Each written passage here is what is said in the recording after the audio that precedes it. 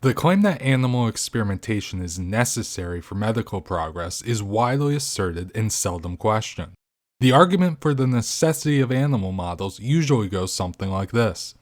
If we want to achieve medical progress, then it is necessary for us to experiment on animals, and because of this fact, it is permissible or even obligatory in a moral sense. To show that I'm not misrepresenting their position, I will cite some examples of how proponents of animal experimentation raise the argument in the description of this video. So let's see if this idea of necessity justifies animal research.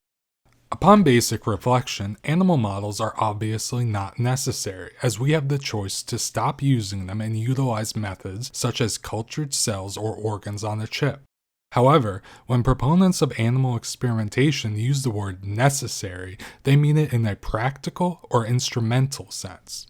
Their assertion is that animal models are the best and most efficient means to achieve the end goal of developing new ways to prevent, treat, or cure disease, and that their use is therefore ethically justified. Yet, this ignores the fact that just because there is only one way to reasonably achieve a goal does not automatically make that route ethical. For example, imagine you live in a world where the majority of people live in cramped apartments and only a lucky few live in spacious mansions. There is a waiting list for each house, and the person next on the list has to wait till the current occupant dies before moving in. Assume the person living in your desired house is younger than you, so you may never even get to improve your living situation. The most practical way to get your dream house may be to kill the current occupant. Does this make killing them ethical because it is the most efficient means to achieve your goal? We'd all agree it's not. It's important to note that the logic that an action is ethical simply because it is the most practical means to achieve a goal is not upheld by any major moral theory, including deontology, consequentialism, or virtue ethics. Accepting such reasoning would permit virtually any harm, so long as it advanced a desirable outcome. Another common justification that invokes this idea of necessity involves the fact that experimentation on humans to the same degree that we do to animals would be unethical. Imagine the reaction to a scientist injecting humans with toxic chemicals to determine the amount which causes half of them to die, like we do to mice when conducting LD50 experiments. It would be a challenge just to keep them alive long enough to stand trial. However, it does not follow that experiments on animals would be ethical due to the fact that experiments on humans are not. Just because it is unethical to punch a random stranger to get an adrenaline rush does not mean that punching a dog in their place would be any more justified. Ethical justifications based on this idea of necessity isn't just a theoretical problem. It has serious, real-world consequences. In practice, the assumption that animal experimentation is necessary causes any meaningful ethical evaluations to be bypassed. In the United States, this can be clearly seen in how research is approved by institutional animal care and use committees. When evaluating an application, these committees do not weigh the potential gains in knowledge against the harm done to animals. They only consider whether non-animal methods can answer the question the experimenters seek to answer. If it is determined that animal alternatives will not suffice, the experiment is greenlit. As a result, even studies that will cause immense animal suffering with the theoretical potential to advance knowledge in the slightest cannot be rejected due to ethical objections. In other words, no cost-benefit analysis is done. Proponents of animal experimentation often assert, explicitly or implicitly, that we have a moral duty to advance medical progress. This claim deserves careful examination. Ethical theories distinguish positive obligations, actions we are morally required to do, from virtuous acts, which are commendable but not mandatory. Depending on the moral framework adopted, advancing medical progress may only be a virtuous action and not an obligation. But even if we accept developing new treatments for disease as a moral obligation, it is unlikely to be unconditional. To claim it as unconditional would require an endorsement of harmful experimentation on humans, because doing so would be an even more efficient way to achieve knowledge, due to the fact that we could bypass the complications of extrapolating animal results to humans. This is a position most would reject due to our strong negative obligations not to cause harm. If we recognize this negative obligation towards humans, consistency demands we must also have the same negative obligation towards animals, given their capacity to suffer. Moreover, in most moral theories, negative obligations like avoiding harm tend to take priority over positive obligations like promoting good, which makes justifying harmful animal experimentation even more difficult. If we treat medical progress as a moral obligation, we must consider the logical consequences of that stance. The rationale behind this obligation, such as the imperative to reduce human suffering, does not apply only to medical research. It extends equally to other urgent problems such as hunger, poor sanitation, limited access to clean water, and inadequate healthcare. These issues affect far more people globally and cause more suffering than is due to the lack of new medical treatments. If reducing suffering is our ethical imperative, wouldn't it make more sense to prioritize solutions that help the greatest number of people with the least cost due to our limited resources?